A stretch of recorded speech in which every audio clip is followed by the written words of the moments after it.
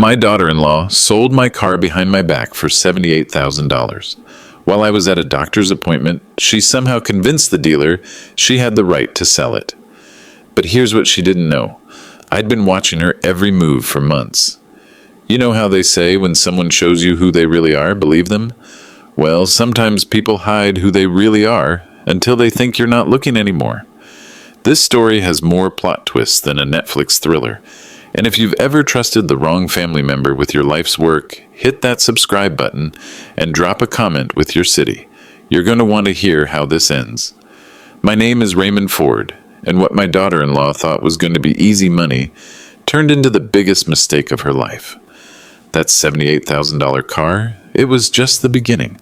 Let me back up and tell you how we got here, because trust isn't something you lose overnight. It erodes, one small compromise at a time.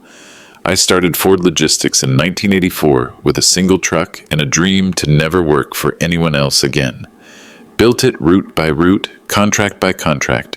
No investors, no partners, just me and the road.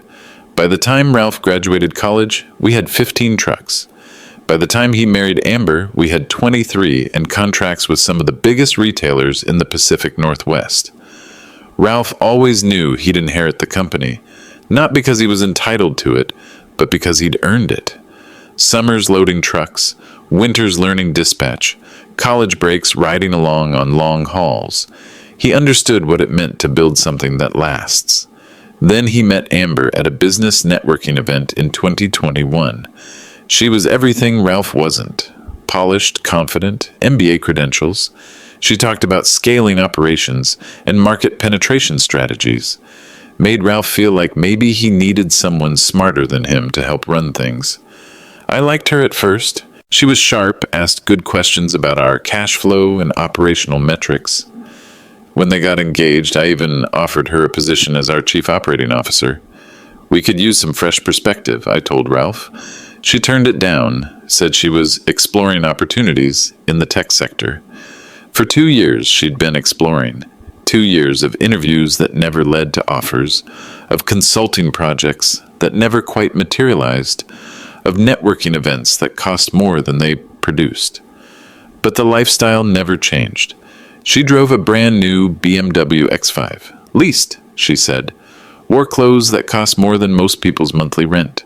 Had her nails done every week at a place that charged $150 for what my wife used to do at home for $10. My wife Patricia would have seen through Amber in 5 minutes, but Patricia died 2 years ago, and maybe grief made me too willing to trust the family I had left. Ralph seemed happy. That's what mattered to me. If Amber was burning through her savings to maintain appearances, that was their business. Young couples make mistakes. They'd figure it out. The first red flag came 6 months ago during our quarterly family dinner. Amber started asking questions about the business structure.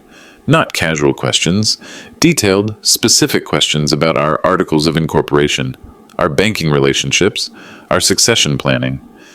Ralph should be on all the accounts, she said, cutting her salmon with surgical precision. What happens if something happens to you, Ray? Ralph knows where everything is. We've got good lawyers. But legally, if you became incapacitated somehow, who has authority? Ralph looked uncomfortable. Amber, Dad's fine. I'm just saying, from a business continuity perspective, it's not optimal to have everything tied to one person. She had a point. I'd been meaning to update our corporate structure anyway, so I set up a meeting with Thomas Hartwell, our family attorney for the past 20 years. Standard succession planning, Thomas explained a week later.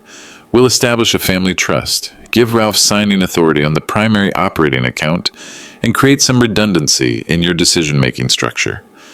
It seemed reasonable. Ralph was 35, ready for more responsibility. Amber had an MBA. She understood business operations. What could go wrong? Thomas prepared the paperwork.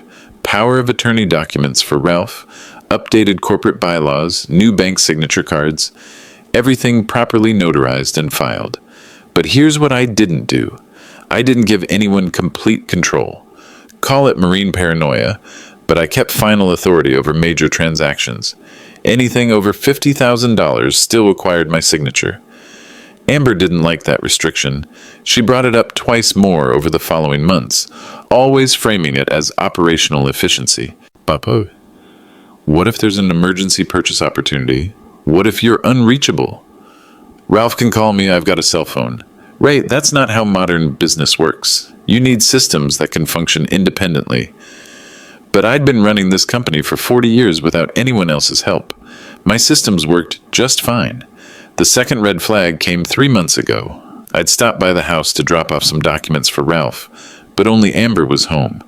She was on her laptop in the kitchen, typing furiously. Work project? I asked. She snapped the laptop shut. Just emails. But I'd caught a glimpse of the screen. It looked like our company email interface. Our logo was visible in the header. Are you helping Ralph with something?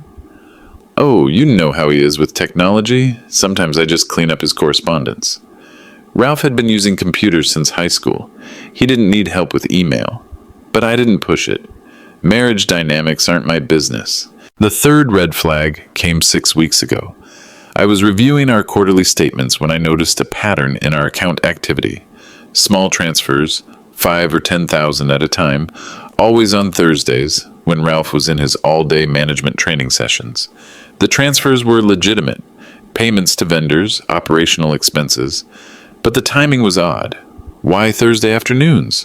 Why not during normal business hours, when Ralph could handle them? I called the bank.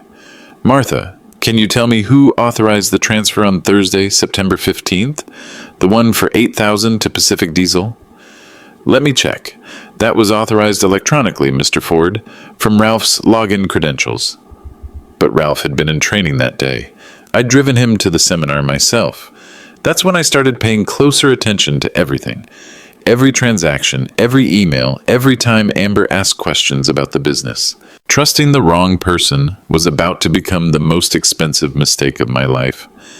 The real shock came 3 days after the car sale, when I was reviewing our business account statements online. There it was, buried between routine vendor payments and payroll deposits. A transfer for $89,000 to something called Morrison Enterprises, processed at 2:15 a.m. on a Tuesday. $89,000. Gone, in the middle of the night. I called First National immediately. This is Raymond Ford. I need to speak to someone about an unauthorized transaction on our business account. Mr. Ford, let me pull up your account. The transfer on the 18th? That was authorized using proper credentials. Ralph Ford's digital signature. Ralph was in Seattle that night. I know because I talked to him at 11 p.m. about the Henderson contract. Sir, the authorization came through our secure portal at 2:15 a.m. Everything appeared to be in order. Ralph's credentials. But Ralph was 300 miles away, and he sure as hell wasn't awake at 2:15 in the morning moving our money around. I hung up and called Ralph directly. Dad, what's up? Son, did you authorize a transfer to Morrison Enterprises on Tuesday night? Silence, long enough that I knew he wasn't just thinking. Dad, I don't know what you're talking about. What transfer? $89,000, 2:15 a.m. I was asleep at 2:15 a.m. I've never heard of Morrison Enterprises. That's when I knew we had a serious problem. I spent the rest of that morning on the phone with our IT consultant, Daniel Brooks. Daniel's been managing our network security for 5 years. Former NSA, knows his stuff. Ray, I need to ask you something, and don't take this the wrong way. Who else has access to Ralph's login credentials? Nobody. Just Ralph. What about his wife? Why would she need... And then it hit me. All those times Amber had been helping Ralph with his emails. All those questions about our account structures. The laptop she'd snapped shut when I walked in. Daniel, I need you to do a full audit of our system access. Everything. Who's been logging in, from where, when? That'll take about 24 hours. You want me to prioritize anything specific? Start with Ralph's account. Go back 6 months. The next morning, Daniel called with results that made my blood pressure medication feel inadequate. Ray, you're going to want to sit down for this. Ralph's account has been accessed from an IP address that doesn't match his Seattle location approximately 230 times in the past 6 months. What location? Your home address. The logins happen almost exclusively when Ralph is documented as being in Seattle or in training sessions. 230 times. Amber had been living in our business systems for 6 months, using Ralph's identity to do God knows what. Daniel, can you trace where that 89,000 went? Morrison Enterprises is a limited liability company registered in Nevada. Minimal public information, but I can tell you it was incorporated 3 months ago. 3 months ago. Right around the time Amber started asking more detailed questions about our succession planning. What else can you find about Morrison? Give me another day. But Ray, you need to understand something. If someone's been using Ralph's credentials to access your accounts, they've potentially seen everything. Bank information, contracts, customer data, internal communications, everything. I hung up and sat in my office for a long time, looking at the photo on my desk from Ralph's wedding. Amber in her white dress, smiling at the camera. Ralph looking at her like she'd hung the moon. How long had she been planning this? How much had she taken? And more importantly, what was her end game? I called Thomas Hartwell, our family attorney. Thomas, I need to see you today. It's urgent. What's the situation, Ray? I think someone's stealing from my company, using my son's identity. How much are we talking about? So far, 89,000 that I can prove, but I think it's just the beginning. There was a pause. Thomas had been a lawyer for 30 years. He'd heard everything. Ray, we need to move fast on this. If someone's using Ralph's credentials fraudulently, we need to document everything before they realize you're on to them. What's the first step? Freeze everything, every account, every authorization, right now. I decided it was time to investigate deeper into what Amber had really been doing. Daniel Brooks called me at 6:30 the next morning with information that changed everything. Ray, you need to get down here, now. His office was in a converted warehouse in Georgetown, all exposed brick and computer monitors. Daniel was waiting with 2 laptops open and a stack of printouts that looked like evidence for a federal trial. Show me, I said. Your daughter-in-law is either the world's most sophisticated cybercriminal, or she got very lucky with some very illegal software. He turned his laptop toward me. This is Ralph's Gmail account. Amber's been accessing it for 6 months using a keylogger program. English, Daniel. Software that records every keystroke, every password, every login, every private conversation Ralph's had by email. She's been reading everything. The screen showed a log of access attempts, hundreds of them, all from my home IP address, all during times when Ralph was documented as being in Seattle. It gets worse. Look at this. He opened another file. It was a power of attorney document, dated March 15th, 2024. My signature was at the bottom, but something looked wrong. I didn't sign this. Forensic analysis suggests it's a composite signature. Someone scanned your real signature from another document and digitally placed it on this one. Crude, but effective if no one's looking closely. The document gave Amber Ford complete authority over all Ford Logistics business transactions, not just signing privileges, complete authority. She could sell the company, dissolve it, transfer assets, anything. When was this created? Metadata shows it was generated on March 15th, but the PDF was actually created last week. Someone backdated it. Who would have access to documents with my signature? Daniel pulled out another printout. Your corporate filing from 2019, insurance paperwork from 2022, tax documents from 2023, all scanned and stored in your company's shared drive. All documents Amber could have accessed if she'd been monitoring Ralph's email and login credentials. There's more, Ray. Morrison Enterprises? The company that received your $89,000? It's registered to a Blake Morrison in Bellevue, real estate developer, filed for bankruptcy protection twice in the past 5 years. What's his connection to Amber? Daniel handed me a manila folder. Credit card receipts, hotel stays, restaurant charges. Blake Morrison and Amber Ford have been meeting regularly for 8 months, always when Ralph was in Seattle. The receipts were detailed. Fairmont Olympic Hotel, February 14th. Dinner for 2 at Canlis, March 8th. Another hotel stay, April 22nd. The pattern was clear and damning. She's having an affair. That's not the worst part. Daniel opened his second laptop. I found email correspondence between Amber and Blake. They're planning to buy Ford Logistics from you at a fraction of its value. then flip it to a larger logistics company for full market price. How can they buy my company? I'm not selling. Ray, read this carefully. The email was from Amber to Blake, dated just 5 days ago. Blake, the POA documents are ready. R will be in Tokyo for 6 weeks starting next month for the management training program. That gives us the window we need. The old man is showing signs of cognitive decline. I've been documenting incidents for 3 months. We can initiate the sale process as soon as the competency evaluation is complete. Purchase price $250,000 as discussed. Market flip to Consolidated Pacific should net us 2.1 mm minimum. Timeline is critical. Everything needs to close before our returns. $250,000 for a company worth $2.9 million. Ralph's going to Tokyo? According to his calendar, yes, next month. 6-week intensive management program. He never told me about any Tokyo program. Ray, I don't think Ralph knows about any of this. Look at his response patterns in the email monitoring. He's been completely normal. No evidence he's aware of what Amber's doing. I sat back in Daniel's chair, trying to process the magnitude of what I was seeing. My daughter-in-law had been systematically infiltrating my business for months.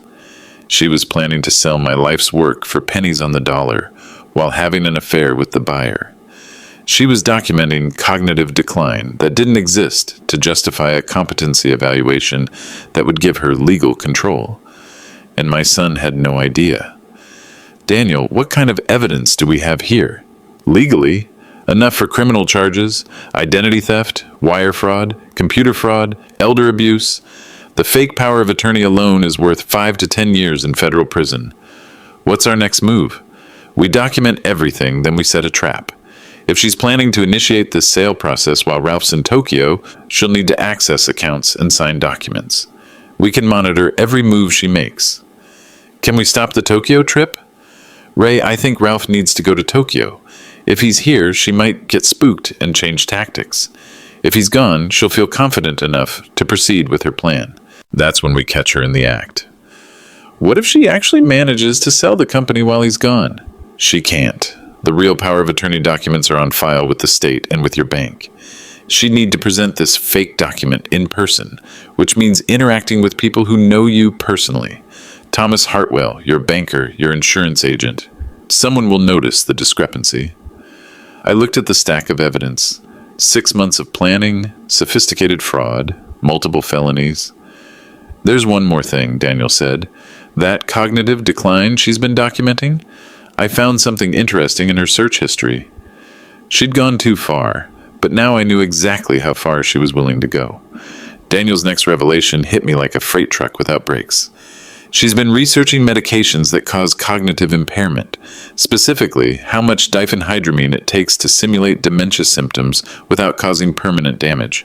And he showed me Amber's browser history from Ralph's laptop, WebMD articles about drug-induced confusion, forums discussing elderly medication interactions, dosage calculators for sleep aids. How long has she been researching this? 3 months, right around the time she started documenting your alleged cognitive decline. Jesus Christ, you think she's been drugging me? Ray, when's the last time you felt completely clear-headed after dinner at their house? I thought about it. The past few months, I'd been falling asleep unusually early after family dinners, waking up groggy, sometimes disoriented. Amber had mentioned it several times. You seemed confused about the Henderson contract last week, Ray. Maybe you should talk to Dr. Wilson about memory issues. Has Ralph noticed you're more forgetful lately? I'm worried about you. Dad, you asked me the same question 3 times during dinner. Are you feeling okay? But I hadn't felt confused during those dinners. I felt drugged. Daniel, I need 2 things. First, I want a complete forensic analysis of my hair. Test for everything. Second, I want to hire a private investigator. I can recommend someone. Jennifer Walsh, former FBI Financial Crimes Unit, now does corporate investigation work. She's expensive, but she's the best.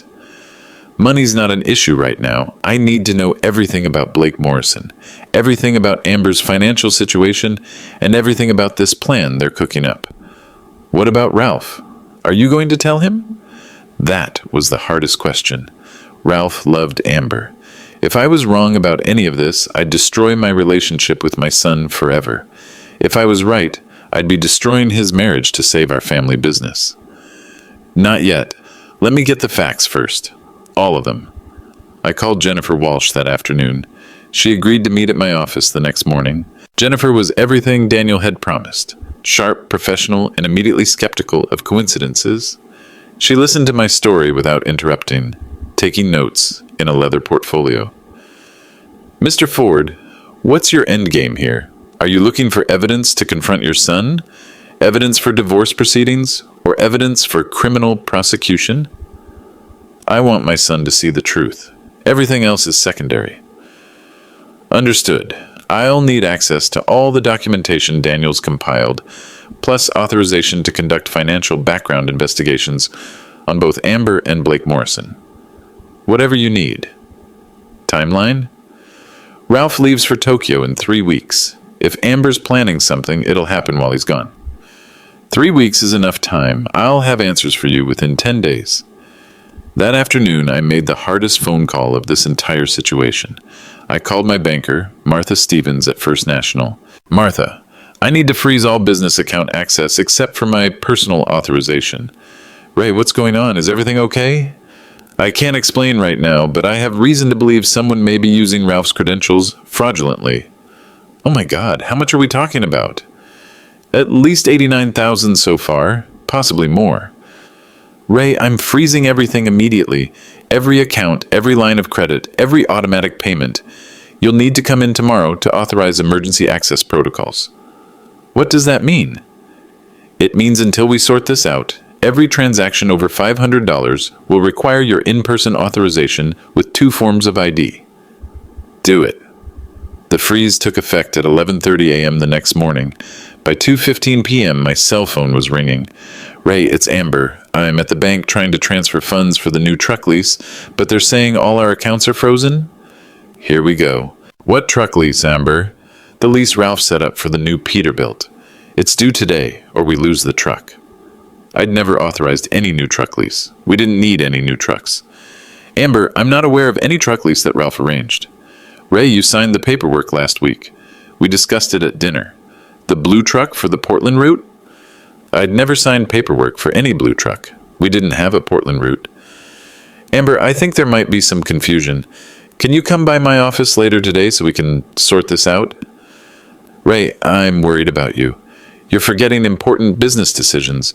Maybe I should drive you to Dr. Wilson's office. I'm fine, Amber. I'll see you later today. Ray, the bank is asking for some kind of special authorization. They want to see you in person with multiple IDs. Did you tell them you're having memory problems? Amber, just come to my office at 5 o'clock. We'll figure this out. I hung up and called Jennifer Walsh. Jennifer, it's Ray Ford. She took the bait. What happened? Tried to access the business accounts this morning. Some story about a truck lease I supposedly authorized. She's starting to panic. Good. Panic leads to mistakes. Are you still planning to meet with her today? 5 o'clock at my office. Ray, I want you to wear a wire. Is that legal? Washington is a single-party consent state. As long as you consent to recording your own conversation, you're fine. Just don't mention the recording to her. What am I looking for? Admissions. Get her talking about the business decision she's been making on your behalf. Get her talking about your alleged memory problems. Get her talking about Blake Morrison. What if she lawyers up? Then we know she knows she's in trouble. Either way, we win. At 4:30, Daniel Brooks arrived at my office with a wireless recording device the size of a shirt button. 60 minutes of crystal clear audio. Just act natural. What if she gets suspicious? Ray, you're a businessman who's just discovered someone's been stealing from him. Being suspicious is natural. At exactly 5 o'clock p.m., Amber walked into my office wearing a concerned expression and a $2,000 handbag. Ray, I'm really worried about you. The conversation was about to begin, and that would change everything. Amber settled into the chair across from my desk, crossing her legs with the practiced elegance of someone who'd learned to use her appearance as a weapon. She was wearing a cream-colored blazer that probably cost more than most people's monthly car payments. Ray, we need to talk about what happened at the bank today. I agree. Tell me about this truck lease. The Peterbilt lease for the new Portland route. You authorized it last Tuesday after dinner. Ralph and I walked you through the whole expansion plan. Amber, We don't have a Portland route. And she tilted her head with the kind of practiced concern you see in pharmaceutical commercials. Ray, that's exactly what I'm worried about. You're forgetting important business decisions that you made just a week ago. What specific business decisions am I forgetting? The Portland expansion, the truck lease, the updated banking protocols. Ray, you've been making these decisions and then forgetting them. It's been going on for months. What updated banking protocols? The ones that give Ralph and me emergency access to business accounts for operational efficiency. You said it yourself. What if something happened to you? I leaned back in my chair, letting her continue. The wire was recording every word. Amber, I don't remember authorizing any emergency access protocols. That's the problem, Ray. You don't remember a lot of things lately. She leaned forward, her voice dropping to a concerned whisper. Last week you asked Ralph the same question about the Henderson contract 3 times in one dinner. The week before that, you forgot about your appointment with Thomas Hartwell. What appointment with Thomas? The one about updating your power of attorney documents to include Ralph and me in your healthcare decisions, in case your memory issues get worse. There it was. She was laying the foundation for a competency challenge. Amber, I don't have memory issues. Ray, I understand this is difficult to accept, but denial isn't going to help anyone.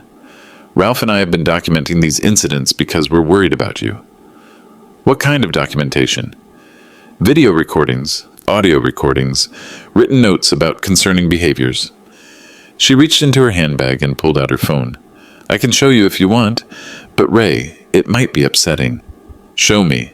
She scrolled through her phone and turned it toward me. The video showed me at their kitchen table, looking slightly disoriented, asking Ralph about a contract I supposedly couldn't remember discussing. But I remembered that dinner.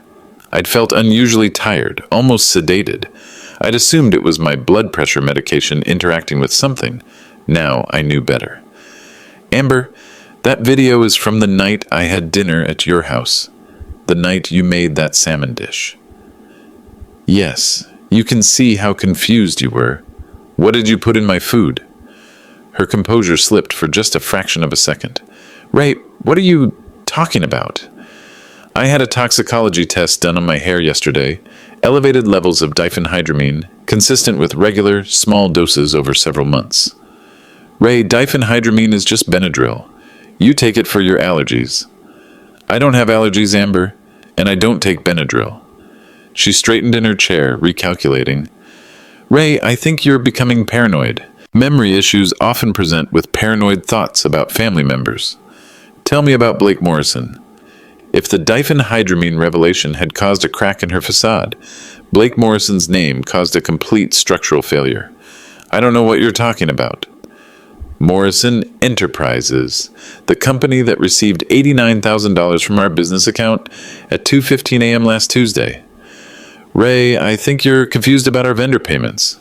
Blake Morrison, real estate developer, filed for bankruptcy twice, currently facing foreclosure on a $1.2 million development project in Bellevue. Ray, I think we should call Ralph. Ralph's in a training session. He doesn't know about Blake Morrison, but I do. I opened my desk drawer and pulled out the folder Jennifer Walsh had prepared. Credit card receipts, hotel records, restaurant bills, all the evidence of Amber's 8-month affair with Blake Morrison. February 14th, Fairmont Olympic Hotel, room 247. Charge to your credit card. Blake Morrison's BMW was photographed in the hotel parking garage that night. Ray, you're scaring me. March 8th, dinner for 2 at Canlis. Table reservation under Morrison. You paid the check. Ray, I think you need help. April 22nd, another hotel stay. Same pattern, always when Ralph was in Seattle. This is harassment. No, Amber, this is evidence. I opened the second folder. The fake power of attorney documents, the email correspondence between Amber and Blake, the browser history showing her research into cognitive impairment drugs. Your plan was brilliant. I'll give you that. Drug me into confusion, document the effects, use those recordings to justify a competency evaluation. Get yourself appointed as my guardian, then sell Ford Logistics to your boyfriend for a quarter of its actual value. Ray, you're having a paranoid episode. I'm calling 911. Blake's in debt for $1.2 million. Ford Logistics is worth $2.9 million. Split the difference, you both come out ahead. Except for one small problem. Ray, please stop. Ralph doesn't know about Blake. He doesn't know about the plan. He doesn't know his wife has been systematically destroying his family to pay her boyfriend's debts. Amber stood up, smoothing her blazer. Ray, I'm going to recommend that Ralph have you evaluated by a neurologist for your own safety. Sit down, Amber. I don't think I should... Sit down. We're not finished. She remained standing, her hand on her phone. Ray, I'm calling Ralph right now. You're clearly having some kind of episode. Call him. But first, let me ask you one more question. What? How much is Blake paying you to destroy my family? Her fingers hovered over her phone screen. In that moment of hesitation, I saw something in her eyes that told me everything I needed to know. She wasn't just stealing money. She was enjoying it. I know about the APS report you filed, I said quietly. And that's when Amber Ford made her first real mistake. What APS report? Amber asked, but her voice had lost its confident edge. Adult Protective Services. I hadn't mentioned filing any report, but Amber's question told me she knew exactly what I was talking about. The report you filed 3 days ago claiming I'm a vulnerable adult who needs protective intervention. Ray, I haven't filed any. Amber, I used to investigate financial crimes for the Marine Corps. When someone asks what report instead of what's APS, they already know what APS is. She sat back down, but this time her posture was different. Less concerned daughter-in-law, more trapped animal calculating escape routes. Ray, if someone filed a report with Adult Protective Services, it's because they're genuinely concerned about your welfare. Show me your phone. What? Your phone. Show me your call history from 3 days ago. Ray, I don't have to.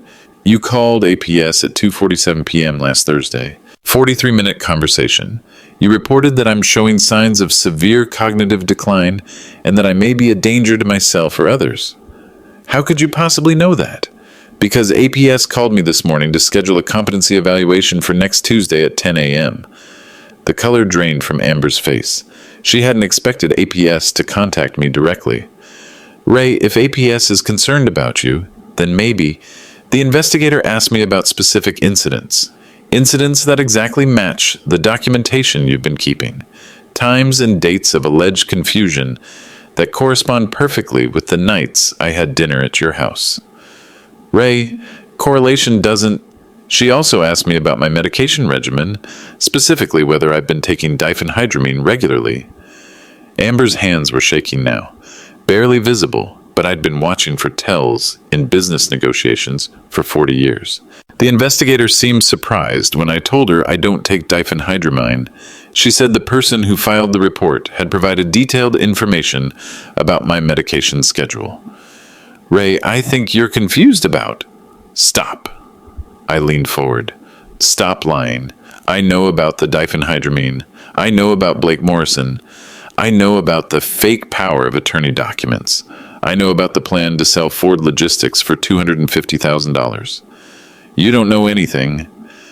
I know that if APS rules that I'm incompetent next Tuesday, you become my legal guardian.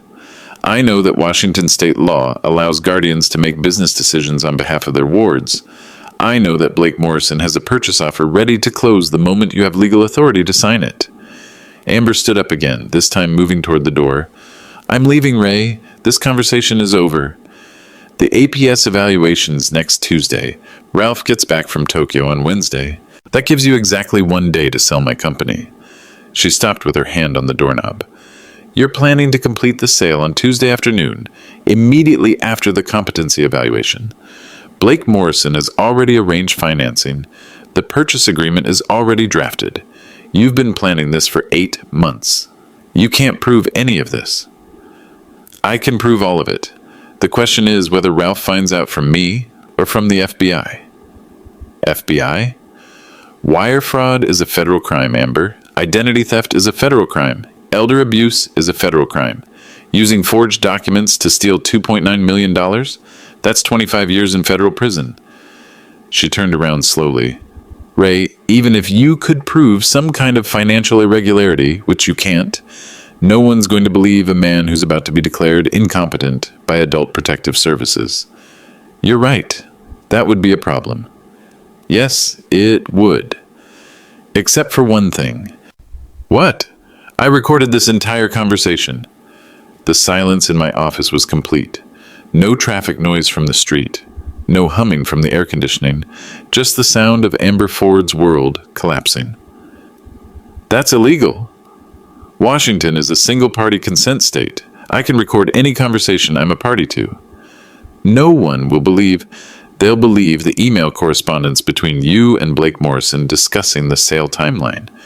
They'll believe the credit card records showing your affair. They'll believe the forensic analysis of my hair showing systematic poisoning. They'll believe the bank records showing unauthorized transfers to Morrison Enterprises. Amber's composure finally broke completely. You have no idea what you're messing with, old man. Blake Morrison has connections. He has lawyers. He has resources you can't imagine. Blake Morrison is broke. He's about to lose everything unless he gets money from somewhere, preferably from the sale of a trucking company that doesn't belong to him. Shut up. The question is, what are you getting out of this? A broke boyfriend and a felony conviction? I said shut up. Or maybe Blake promised you something else. Maybe he promised to leave his wife for you once the money comes through. You don't know anything about Blake and me. I know he's married. I know his wife filed for divorce 6 months ago. I know she's asking for half of his business assets, which means Blake needs to hide those assets somewhere his wife's lawyers can't find them. That's not like in a shell company called Morrison Enterprises. Amber's phone rang. She looked at the caller ID and her face went white. Answer it, I said. No. Answer it, Amber. It's Blake, isn't it? Calling to find out why the bank transfer didn't go through today? She stared at the ringing phone. Answer it. Tell him the old man figured it out. The phone stopped ringing. He's going to call again in about 30 seconds. And when he does, he's going to tell you to salvage whatever you can from this situation. He's going to tell you to cut your losses and run. The phone rang again. Because Blake Morrison doesn't love you, Amber. Blake Morrison loves money. And when this plan falls apart, he's going to throw you under the bus to save himself. She answered the phone. Blake, I can't talk right now. I could hear his voice through the phone speaker, urgent and demanding. Blake, there's a problem. He knows. More urgent talking. I don't know how he knows. He just knows. A pause. Blake, what do you mean, fix it? The conversation continued for another minute, but I'd heard enough. When she hung up, Amber looked at me with an expression I'd never seen before. Pure hatred. This isn't over, Ray. Yes, it is. But as she walked out of my office, I realized I might have underestimated how far she was willing to go. The next morning, I called an emergency meeting with Thomas Hartwell, Jennifer Walsh, and Detective Mike Sullivan. We met at Thomas's law office downtown, away from my normal routine. Gentlemen, lady, we have a problem, I began. Amber Ford is not going to give up quietly. Detective Sullivan had been reviewing the evidence for 2 hours. Mr. Ford, what we have here is enough for multiple felony charges. Wire fraud, identity theft, elder abuse, conspiracy. But we need her to act on the plan, not just talk about it. What do you mean? We need her to actually attempt the fraudulent sale. Talking about crimes isn't the same as committing them. Jennifer Walsh nodded. The recording you made yesterday is valuable, but a defense attorney could argue it was just angry venting. We need her to actually present the fake power of attorney documents to someone official. What about the APS evaluation Tuesday? Thomas Hartwell leaned forward. Ray, here's what I recommend. You go through with the APS evaluation, but we prepare for it. Dr. Patricia Moore is the most respected geriatric psychiatrist in Seattle. If she evaluates you and finds no cognitive impairment, that destroys Amber's entire strategy. What if Amber's drugged me again before the evaluation? We'll arrange for pre-evaluation blood and urine tests. Clean results will prove you haven't been taking diphenhydramine voluntarily. Detective Sullivan pulled out a small recording device. Mr. Ford, we're going to wire your office, your car, and your house. Every conversation Amber has with you from now until Tuesday will be recorded. Is that legal? With your consent, absolutely. We're also going to monitor your business accounts. If she attempts any transactions, we'll have real-time documentation. What about Blake Morrison? We're watching him too. If he shows up at a bank with purchase documents, we'll be ready. Jennifer Walsh opened her laptop. Ray, there's something else. I've been investigating Blake Morrison's financial situation. It's worse than we thought. She showed me a spreadsheet of debts and assets. He owes $1.2 million on the failed development project. His wife's divorce attorney has frozen most of his legitimate assets. He's got maybe $60,000 in accessible cash. So he's desperate? Beyond desperate. If this Ford Logistics deal doesn't work, he's facing bankruptcy and possible criminal charges from his other investors. What kind of criminal charges? Investor fraud. He's been using money from the development project to pay personal debts. That's a felony.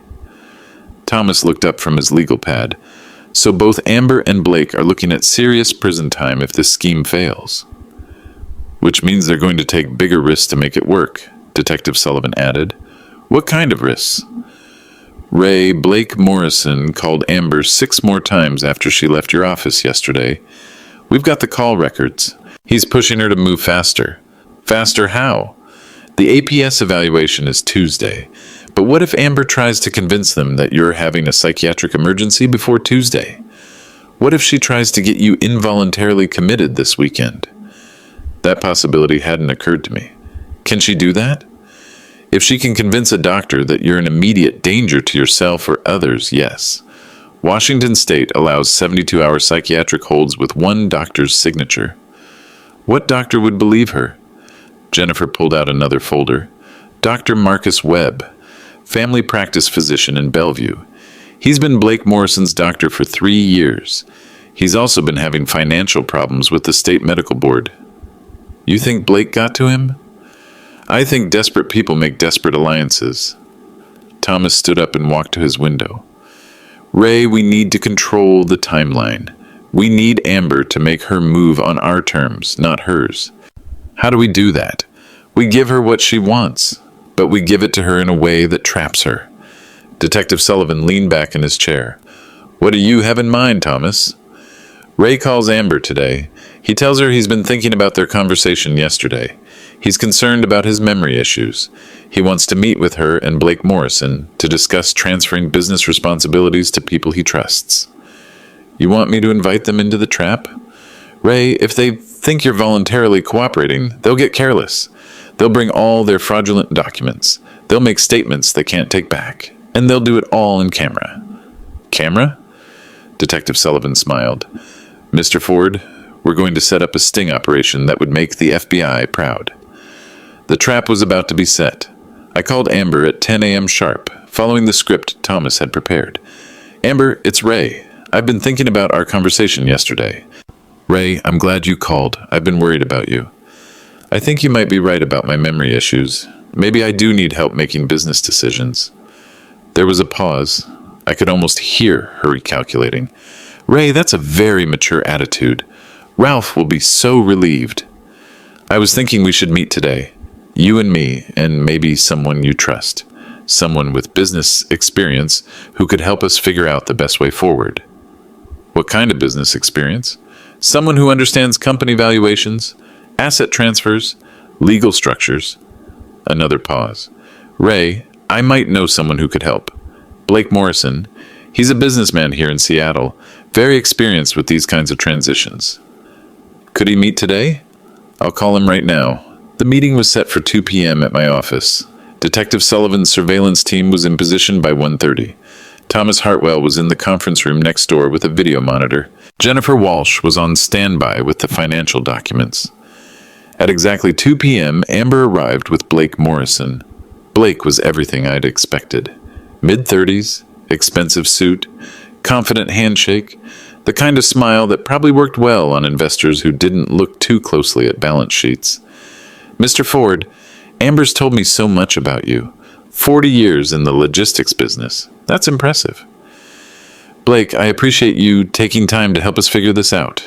Of course, family is important. Family? The man who'd been sleeping with my daughter-in-law for 8 months was lecturing me about family. Blake, what's your experience with business valuations? I've been involved in several acquisition deals. Real estate development, logistics companies, technology startups. The key is understanding market conditions and timing.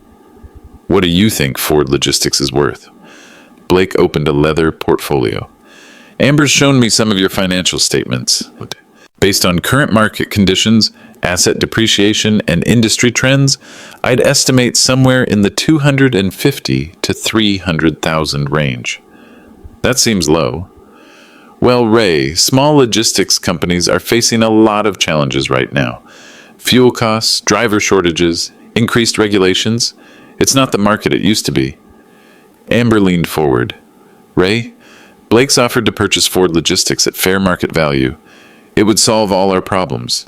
You'd get cash immediately. Ralph wouldn't have to worry about managing a struggling business, and you could focus on your health.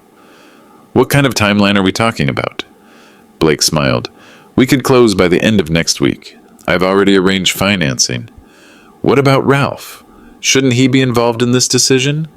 Ray, Amber said gently, Ralph's in Tokyo for 6 weeks. By the time he gets back, everything would be settled. He could focus on his new position with Blake's company instead of worrying about the family business. Blake's offering Ralph a job? Senior logistics coordinator, $50,000 a year plus benefits, much less stress than running his own company. $50,000 a year? Ralph was currently making twice that as vice president of Ford Logistics. Blake, can I see the purchase agreement? Of course. He pulled out a document that looked like it had been prepared by a legitimate law firm. Purchase price, $275,000. Closing date, next Friday. Seller authorization, power of attorney, Raymond Ford to Amber Ford, dated March 15th, 2024. This power of attorney document, when did I sign this? Ray, Amber said carefully, you signed it in March. We discussed it several times. You were concerned about what would happen if your memory issues got worse. Can you show me where I signed it? Blake turned to page 3. There was my signature, but something about it looked wrong. Ray, Amber continued, I know this is confusing. That's exactly why we set up these legal protections, so important decisions could be made even if you're having difficulties. What if I want to wait until Ralph gets back from Tokyo? Blake and Amber exchanged a glance. Ray, Blake said, the financing I've arranged is only available through next Friday. After that, we'd have to renegotiate at a significantly lower price. How much lower? Probably closer to $150,000. And if I don't sell at all? Blake leaned back in his chair. Ray, I'm going to be honest with you. Amber's shared some concerns about your cognitive health. If this condition progresses, you might not be legally able to make business decisions much longer.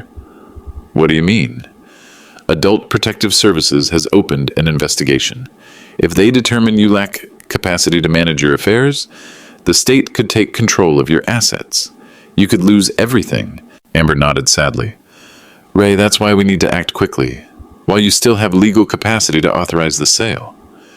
But I thought you said I already authorized it, with the power of attorney. Blake and Amber looked at each other again. Ray, Blake said slowly, the power of attorney allows Amber to act on your behalf. But for a transaction this size, banks prefer to see the principal's direct authorization as well. So you need me to sign new documents? Just a confirmation that you approve of Amber exercising the power of attorney for this specific transaction. He pulled out another document.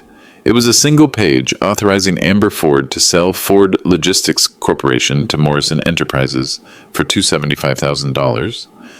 Where do I sign? Blake pointed to a signature line at the bottom. I picked up my pen, looked at the document one more time, and said the words that ended everything. Blake, how long have you been sleeping with my daughter-in-law? The silence in my office was deafening. Blake Morrison's pen froze halfway to his mouth. Amber's carefully constructed mask of concern disappeared entirely. I'm sorry, what? Blake finally managed. 8 months of hotel receipts, credit card records, restaurant bills. You've been having an affair with Amber since February. Blake looked at Amber. Amber looked at her hands. Mr. Ford, I think you're confused. February 14th, Fairmont Olympic Hotel. You paid for the room, Blake. Amber paid for dinner. Very romantic. Ray, Amber said quietly, I think you're having another episode.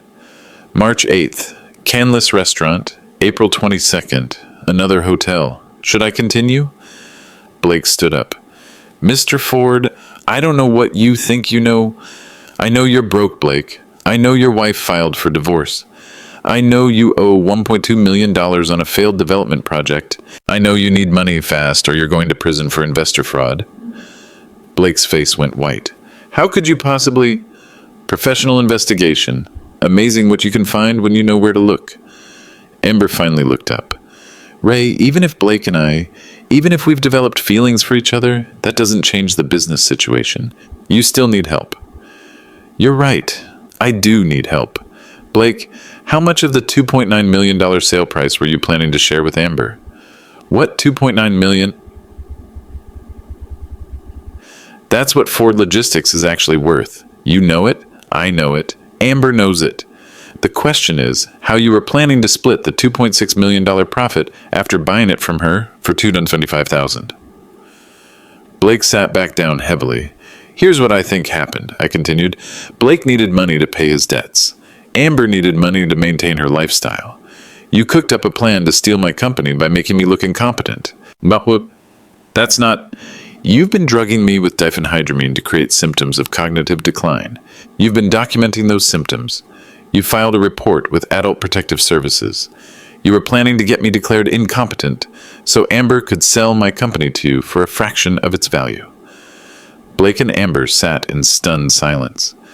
The only problem is that everything you've done is a federal crime. Wire fraud, elder abuse, conspiracy, identity theft. You're both looking at 25 years in prison. Blake found his voice first. You can't prove any of this. Actually, I can. The conversation we just had was recorded. The purchase documents you brought are evidence of fraud. The fake power of attorney is forgery. The toxicology test showing diphenhydramine poisoning is evidence of elder abuse. Amber's phone rang. She looked at the caller ID and her face went pale. Answer it, I said. It's Ralph. Answer it, Amber. Tell my son what you've been doing. She declined the call. He's supposed to be in Tokyo, Blake said. Change of plans. Ralph flew back this morning. He's been aware of this situation for 3 days. The office door opened and Ralph walked in with Detective Mike Sullivan. Hello, Amber, Ralph said quietly. Hello, Blake. Blake Morrison made one last desperate play. Ralph, your father's been making wild accusations. I know exactly what my father's been saying, Blake, because I hired the private investigator who's been following you for 2 weeks. Amber looked at Ralph with tears in her eyes. Ralph, I can explain. Explain what? The affair? The poisoning? The plan to steal Dad's company? Which part exactly? Detective Sullivan stepped forward. Blake Morrison, Amber Ford, you're under arrest for conspiracy to commit wire fraud, elder abuse, and identity theft. But the biggest surprise was still coming. Oh, and one more thing, I said as Detective Sullivan handcuffed them. Remember the doomsday clause in our family trust? The one that automatically donates the company to charity if I'm ever declared incompetent? Amber's eyes widened. It was triggered this morning when APS opened their investigation. Ford Logistics now belongs to the Veterans Administration Hospital. Every penny, all $2.9 million. 6 months later, I was sitting in the new office of Ford Veterans Logistics, watching Ralph review dispatching reports for our 12 remaining trucks. The company had been donated to the VA hospital as planned, but they'd hired Ford Family Management to run daily operations. Ralph had taken the CEO position. I'd stayed on as chairman emeritus. The irony wasn't lost on me. Amber's scheme to steal our company had resulted in us running it more efficiently than we ever had before. Dad, the Henderson account wants to expand to Portland. What do you think? I think we should do it. But this time, I'll handle all the paperwork personally. Ralph had filed for divorce the day after Amber's arrest. The proceedings were moving quickly since she was facing federal charges. Her defense attorney was pushing for a plea bargain, but the prosecutor wasn't interested in deals. Blake Morrison had already been sentenced to 8 years in federal prison. His wife had gotten everything in their divorce settlement, which wasn't much after his creditors were paid. The development project he'd been trying to save had been liquidated for 30 cents on the dollar. Any word on the trial date? Thomas thinks it'll be sometime in the fall. The prosecution has so much evidence, they're not in any hurry. The diphenhydramine poisoning had been the key evidence. Systematic dosing over several months, combined with the documented plan to sell the company, had convinced the judge to deny bail. Amber was still in federal detention. Dad, can I ask you something? Sure. How long did you know? About Amber? I suspected something was wrong for months, but I didn't know the scope until Daniel found the email correspondence. I mean, how long did you know I'd hired a private investigator too? I looked at my son. About 3 weeks. Jennifer Walsh mentioned you'd contacted her independently. Why didn't you say anything? Because you needed to see for yourself what kind of person you'd married. If I just told you, you might have defended her. You're right. I probably would have. Ralph was learning hard lessons about trust and verification, but he was learning them at 35 instead of 64. That was something.